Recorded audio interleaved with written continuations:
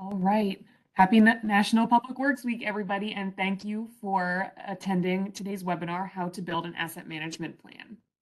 So my name is Mary Ellen Kennedy, and I'll be moderating for today's presentation. We're going to go ahead and get started in just a second, but first I would like to say that we're super excited to have Christy McGrath and Rob Delamarna with us as presenters today. So during today's presentation, they're going to explain what an asset management plan is and how you can better prepare for the future by putting one together. But before I pass things over to Christy and Rob, I want to give everybody a quick heads up. The microphones have been muted, so if you have any questions at any time during the presentation, you can use the WebEx chat tool. You should all see the chat icon located on your screen, and this app is an instant messaging tool. Please feel free to use the WebEx chat tool to enter any questions during the presentation. Make sure you send them to host, that's me, and I'll be happy to field and relay them to Christy and Rob at the conclusion of the presentation for a brief Q&A. So with that said, I think we're ready to get started. So Christy and Rob, take it away. Perfect. Thank you so much, Mary Ellen. Hi, everybody. Thanks for joining us today. We're going to start at square one when we're talking about an asset management plan. And, that starts with, do you have assets that need to be managed, but you don't have any clue where to start? So we're going to start talking today about what an asset management plan is and why you should make one. So what is an asset management plan? And really, it can be defined in multiple ways. At its core, it's a consolidated business plan for the services that organizations like yourself are providing to your communities to properly manage your infrastructure and assets. So what do you have? How much does it cost? How do you repair and maintain those assets in a cost-effective manner? And really, a strategic asset management plan will provide the methodologies and the tools to answer those questions and much more. So why do you need an asset management plan? We're looking at really a national spotlight on leveraging grants and funding on public infrastructure. It's really more important than ever for asset management professionals to construct asset management plans for their organizations. So not only is it important for communication and transparency when making decisions, it allows your organization to plan long-term. And that can also be a tool to provide a visual with credible information on how assets are being managed. A solid asset management plan will map out what you have, what your objectives are, the goals you want achieved, what your future options are, and it'll help answer the scary but vital question of how much is this going to cost. So before you begin your journey into the world of asset management, you need that game plan.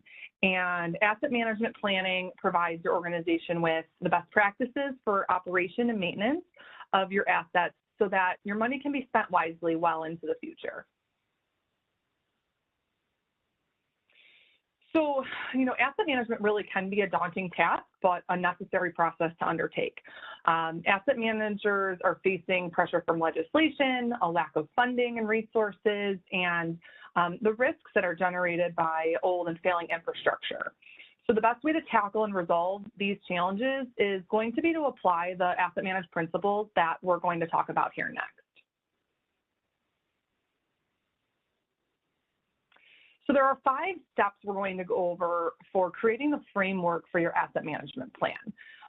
Now, through this, keep in mind there is no one-size-fits-all approach, right? So for your organizations and determining how to best manage your assets, we're looking at asset management maturity levels, funding, resources. User demands can vary from organization to organization.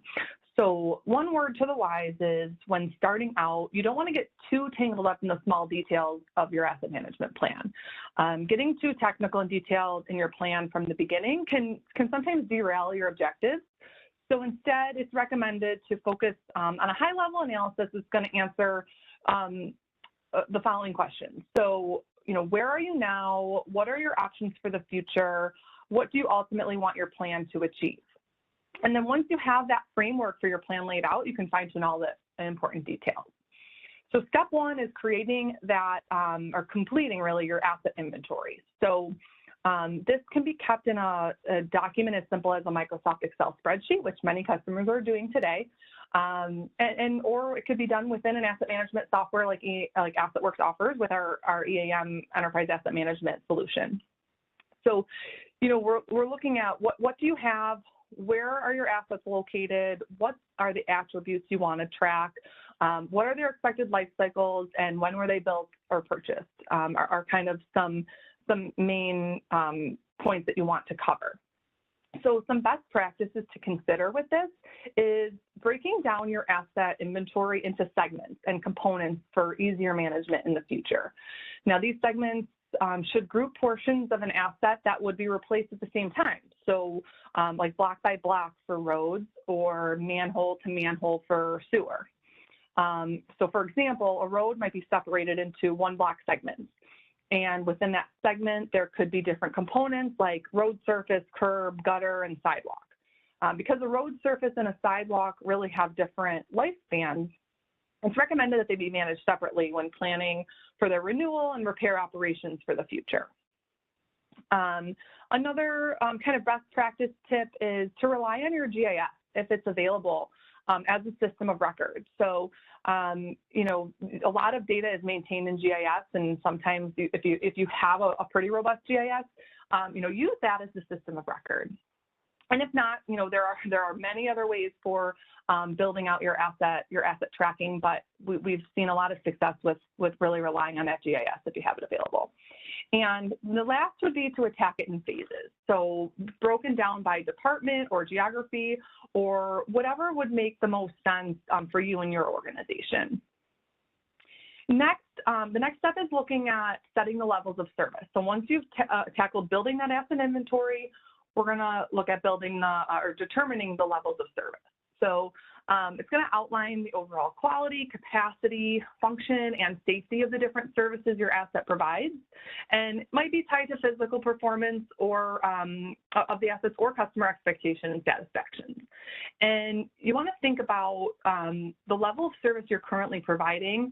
How is that expected to change? What is the annual cost of that current service? Is there any funding to support it? And is that current level of service meeting the needs and expectations of its users?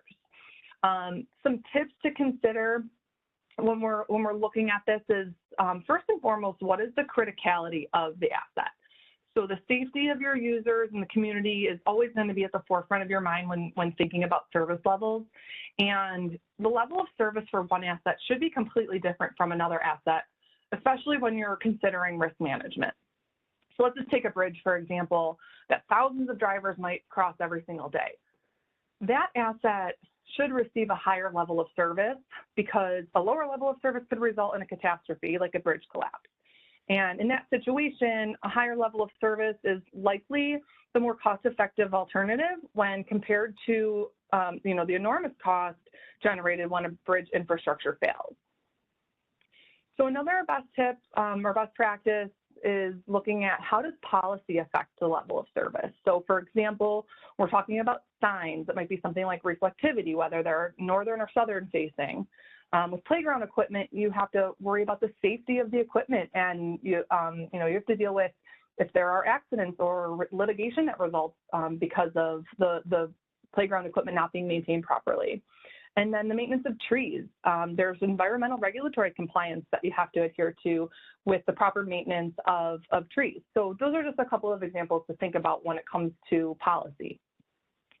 Public perception and interaction is another, and those are things like, graffiti abatement, litter and waste cleanup, pothole repair. All of that's obviously going to influence the community's appearance. And then the last thing would be political influence. City council districts, are each of them receiving equal treatment for their constituents? That's something else to consider. And from there, once you have your asset inventory, you've determined the service levels, we're going to talk about what happens next. So step 3 would be to calculate the lifecycle cost. So there's an equation to calculate an asset's total cost of ownership for its entire life cycle, and you'll see that up on the screen there. In the past, things like capital cost of an item may have been the only cost reflected in your budget, but that's only the initial cost, and that typically makes up for around 20% of its life cycle costs, and the remaining 80% is usually comprised of the maintenance, operating, and disposal costs. Using a life cycle cost approach in your asset management plan will let you see the whole picture of an asset and not just that initial capital cost. So this is going to give you a significantly different and much more accurate budget moving forward. If we use that bridge example from before, think of the long-term cost of that bridge that allows commuters to cross from one side of the river to the other. You have to consider things like how often is the bridge going to need to be inspected for safety? How often will it need preventative maintenance and at what intervals? And will it need to be expanded in the future due to increased traffic from projected population growth? Everyone knows the Golden Gate Bridge. There are crews out there every single day, painting, checking rivets, looking for stress cracks, and that's all daily ongoing operational maintenance that has significant costs associated that should be factored into the grand scheme of your plan. So, you want to make sure you're thinking about all of the possible costs for each asset, including, but not necessarily limited to, planning and design costs, capital costs, operating and maintenance costs, and rehabilitation and renewal costs, and disposal costs. So once you have those life cycle costs accounted for, the next step is going to be applying cost-effective management strategies. So there are two main strategies when dealing with maintenance, renewal, and replacement efforts, and that's going to be reactive and proactive. A reactive strategy means waiting until something is broke to fix it. This is a common approach to asset management, and particularly when budgets are tight and funding is difficult to get. However, taking this approach could eventually lead to more costs at the end of the day. A proactive strategy is obviously something that everybody wants to strive for, and that's going to focus on the asset's entire life cycle, so you can fix the asset right at the right time instead of waiting around for it to fail or break. So for example, it costs twice as much to fix a 30-year-old road that requires a full overlay than it costs to apply to surface treatments to the same road at the right intervals over its lifetime. So both of these approaches result in the same end, an older road that's still safe and usable, but the proactive approach represents a much better use of funds. And then step 5 is going to be execute long-term financial planning. So as you continue building out your asset management plan, it will naturally translate into long-term financial planning. That planning is going to help you identify what your priorities are, what you can or cannot afford, any challenges or obstacles that you need to surmount in order to realize those desired service levels.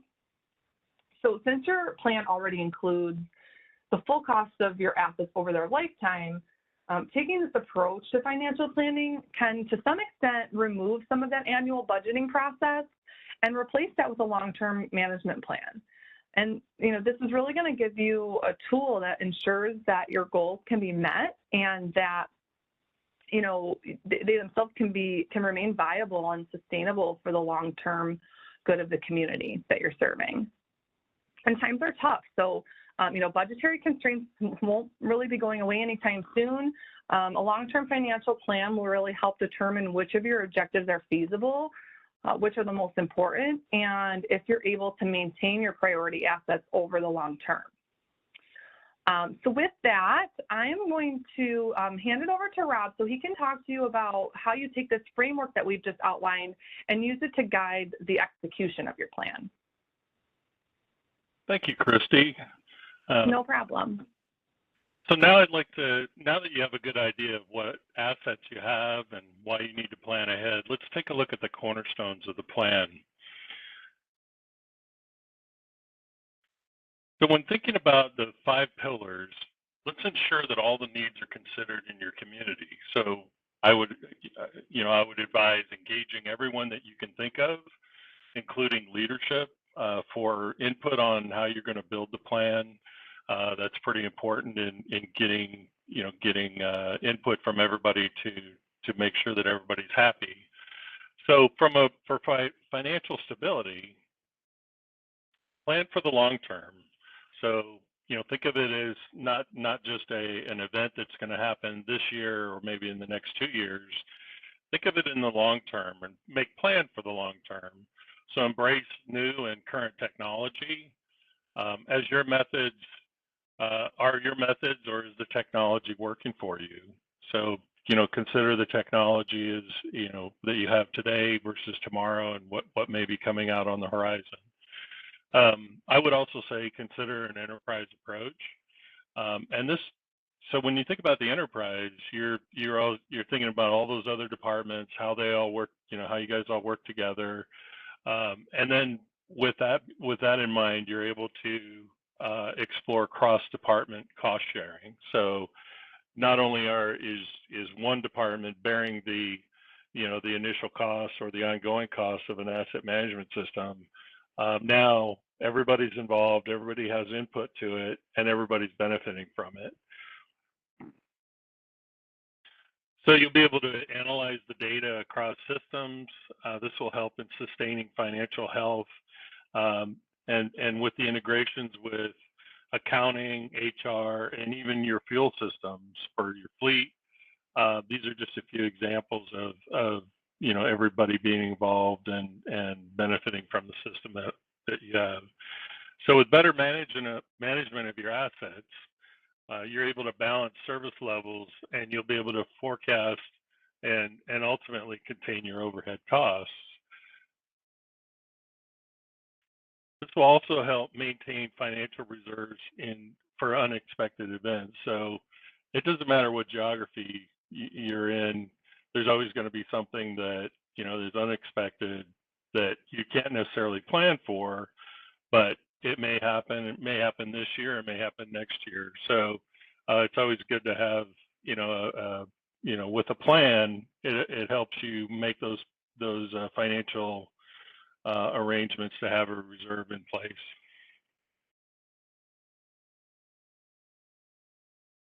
And finally, having a plan and a system makes it easier to be more transparent to the community. So, more and more we're often seeing, FOIA requests. We're also, we've seen in the last few years, more and more agencies are putting their financials up on the web. They're able to see where the money's going, how it's being spent, and ultimately being more accountable to how that money is being spent is going to benefit everybody. So let's take a look at public safety, for example. In the plan, you want to identify public safety hazards as well, as this will help mitigate litigation issues and foster ADA compliance. So earlier on, Christy mentioned, playground equipment, for example. If you're doing your due diligence, it will demonstrate that you're making an effort to maintain your assets, and this will ultimately provide a better public safety for the public safety posture for the public as well. So a quick look at those assets might be traffic, signs, signage that you can't read because it's all bleached out by the sun, presents a public safety hazard. Right-of-ways that aren't well maintained may present a hazard as well. And as we talked about, playground equipment and sidewalks. So, sidewalks are affected by trees, curb and gutter is affected by trees. This all presents a hazard as well. So the benefit is that you'll be more aware of these hazards and can avoid accidents before they happen. Common examples are, like I said, sidewalk hazards, handicap access, or even potholes. I think potholes are probably one of the most complained about hazards in most cities. Most city council members, probably that's the number one complaint that they get is the potholes in their constituent areas. So think about, in your plan, also think about customer engagement. So it's an important key to this. Do you have a mechanism for the public to submit concerns to the agency, such as an online service request? maybe a mobile app that can the citizen engagement can quickly respond or make a request to the city.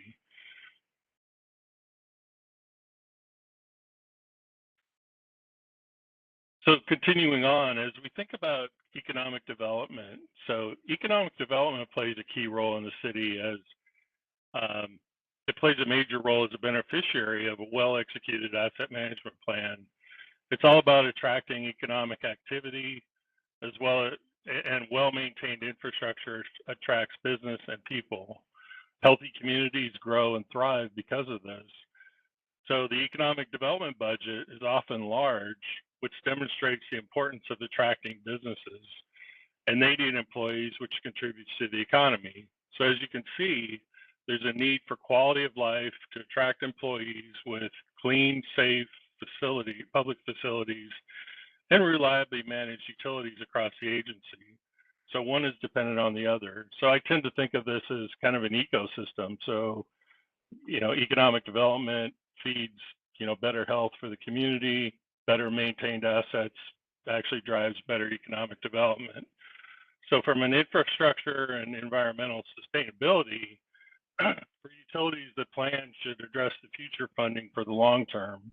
So maintaining the infrastructure, water, sewer, storm, those kinds of things as well from a utility perspective. No matter what part of the country you're in, you would need to prepare for weather events to protect critical infrastructure. So if you're dealing with ice storms or you're dealing with wildfires or hurricanes, these are all unexpected events.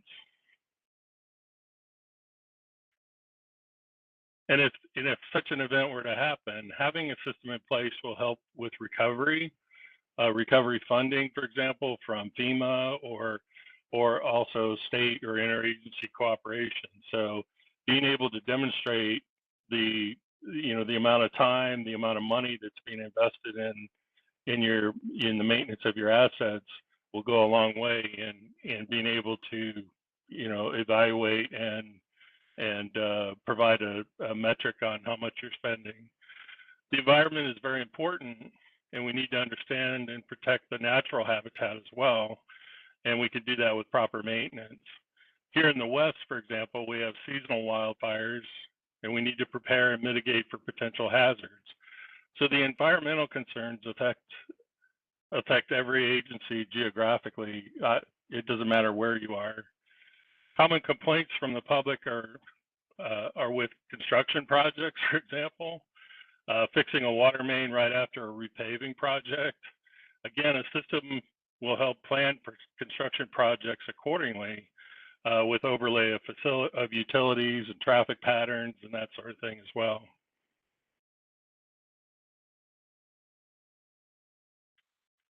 So when we think about parks and recreation or parks and cultural resources, for example, I often think of, the Parks Department as the face of the city. Often the only interaction many of us have with our city is through our parks. An example is walking the dog or signing the kids up for activities or even a family get together in the park. That's really for the most of us, that's the only contact we have with our city. And having, properly maintained trails, bike paths, playgrounds, even solid waste and restroom facilities, golf courses are just a few that support a healthy community. So all this ties back to healthy communities and a strong economic development for the city.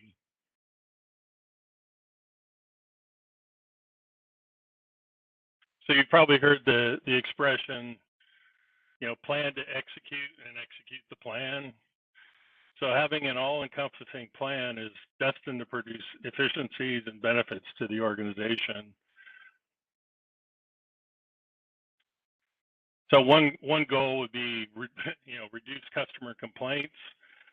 Reduction in customer complaints will be a noticeable metric and will be evidence the plan is working, but will also help to identify gaps in workflows. So if you're seeing complaints in one particular area or, geographically or with a particular infrastructure type or asset type, this will help you identify the need or increase the need or to increase resources to address those issues. So having the plan also in place will improve efficiency and will greatly improve public perception, especially with better timing on your projects. Another consideration for the plan is to build checks and balances. I mentioned this earlier, but this will help identify areas of improvement with a goal of improving processes. So, it's always good to review your processes, on a regular cycle, and thereby, asking the group or, from a departmental level, how can we improve and make, how can we reduce inefficiency in our plan? And then ultimately the plan will help you budget better for the future. Consider using tools to make better decisions. So when we think of a system, I tend to think of it as a kind of a three-legged stool. So on one leg you have data input. So if you're implementing a new system or or you're maintaining another, a legacy system, that initial data loading or even your daily operations is that data input. So the more data you have, the better metrics you have in the system, and you'll be able to analyze the data. That's the second leg. So analyzing your data and using the system tools to analyze those metrics. So whether you're budgeting or whether you're calculating how long it takes to maintain a particular asset, will also drive how much it costs, how much those operational costs, and then being able to output data. So that would be the third leg. So being able to provide reports, ad hoc reports, or even using some of the newer tools like Power BI or Tableau, business intelligence tools will help you make better decisions as well. So you'll be able to, take a look at the, slice and dice the data and be able to, make better decisions based on all the data that's going into the system. So it's always good to make sure that the data is good to start, the data is good operationally on a day-to-day basis, and then that'll provide better analysis for you.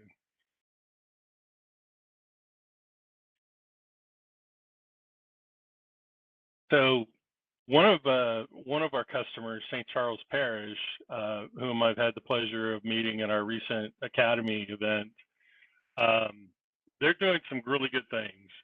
So today we wanted to kind of showcase just a couple of things of what they're doing. They're doing very well. They manage over 60,000 assets, which is pretty amazing. They're doing a really good job. So some of the benefits are it's allowed the agency or the parish to be more proactive in their operational day-to-day activity. They no longer perform maintenance on assets that are failing. They're actually becoming more proactive in their day-to-day activities. They've also told us that they've really enjoyed the improved reporting capabilities. Easily managing assets allows for cleaner data, effective reporting, streamlined maintenance schedules. So they're able to schedule crews and keep track of time across different disciplines of, different types of crews that are managing larger projects. And also, one of the biggest takeaways is that they really like the fact that it's a system, it's a central data, repository. It's a platform that they work from. So it eliminates a lot of the paper-based, processes that they used to have. And I think another key thing is they're taking a lot of that institutional knowledge, out of, one particular person or one particular group, and they're putting it in, that knowledge is now going into the system. So as people retire, people leave and go to work elsewhere, they're not taking that knowledge with them. The knowledge is in the system. So I think that's a pretty big benefit that, that lot of times we don't talk about, or we don't, that isn't really talked about too much. So with that, I think let's go ahead and take some questions. Mary Ellen, do you want to see what's available? Yeah, absolutely. So, all right, everybody, we are now going to open up the floor for some of your questions. A reminder before we get started, if you have any questions at this time, please send them to host using the WebEx chat tool on your screen. And then provided that we have enough time, I'll pass your question to Christy and Rob, and they'll be happy to give you an answer. But Christy and Rob, we did have some questions come through, so I'll just jump into the first one. So from your experience working with customers, are you still coming across organizations who are doing everything manually or on pen and paper, or have the majority automated or modernized in some way? Yeah, I can take that one. So, really, believe it or not, there are a lot of customers who are still doing things on pen and paper. So if that's you, you don't have to feel alone. There is a pretty wide range on the maturity level when we're looking at the asset management scale.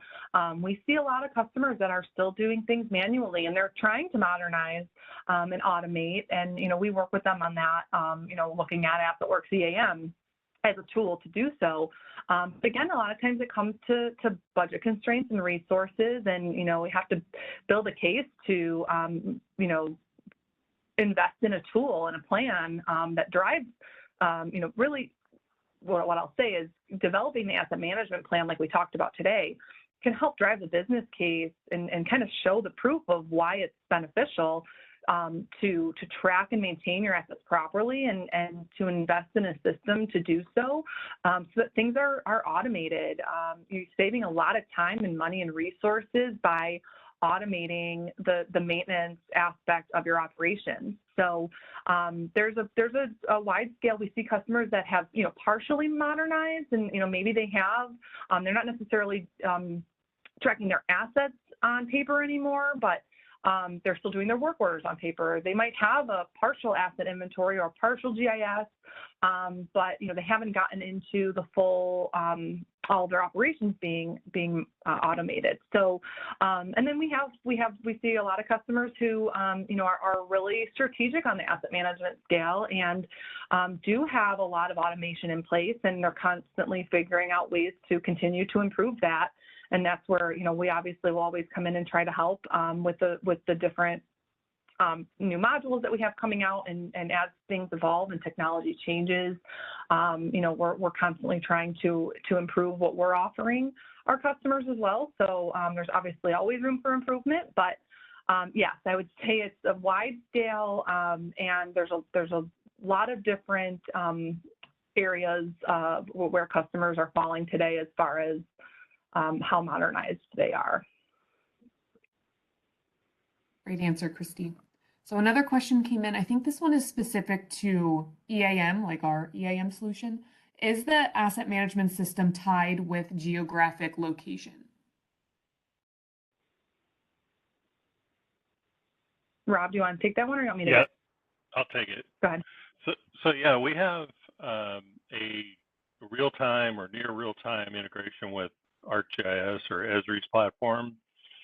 And as such, we're actually part of the business partner program for Esri. But yeah, every asset can be tied to the GIS, and so therefore within the application you can see it on a map, you can interact with it on a map, you can even add assets, create assets from the AssetWorks platform, and then going back to the GIS, it can be validated by the GIS staff.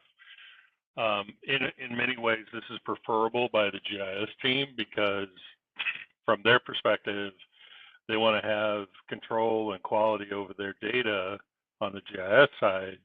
So they're going to validate its position, maybe some attributes that are entered with it. So there may be a schema, for example, in the way the attributes are created, whether it's lowercase or abbreviated, things like that.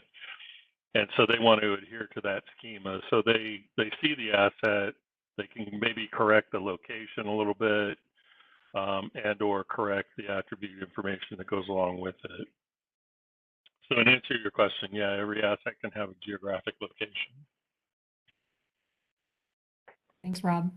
All right, another question that came through. So we don't have an asset management plan like this. How can AssetWorks help us figure out where to start?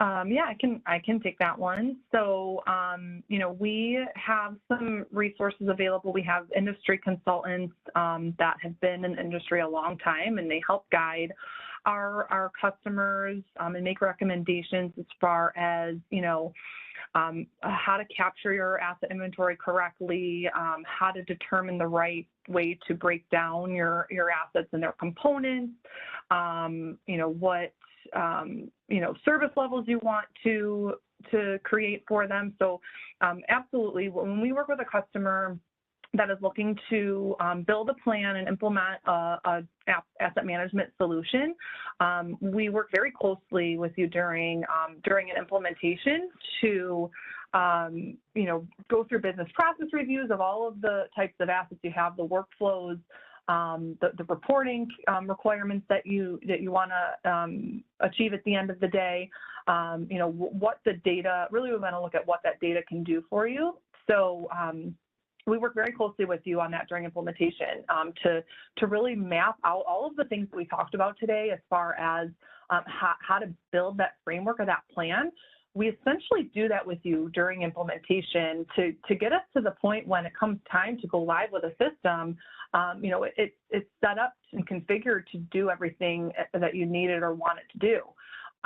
So we do on-site trainings with you. A lot of time is spent really driving the process workflows and identifying those assets that you want to track. And it can be a big undertaking. Some of our implementations take, you know, over 12, 18 months, in some cases on a really big project, because the time has to be spent to capture all this information correctly. If you do it right from the beginning, you're going to end up with the best possible system, the best possible data, the best outcome, and it's really going to help you achieve some of those long-term goals that you would set out for your organization. Thank you, Christy. Hopefully that helped answer the question. It totally did. Great job. So I think that's all the time that we have for today. If you guys have any other questions, you know, in the future, you can see Christy and Rob's contact information up on this slide. But at this time, I would like to thank all of you for taking the time to attend today's presentation. I hope you've all secured some valuable takeaways to keep in mind moving forward. Christy and Rob, I'd also like to thank you on behalf of AssetWorks once again for sharing your expertise with everyone today. So like I said, their contact information is available here if you have any follow-up questions. But in the meantime, I hope you all have a great day and we look forward to having you with us next time.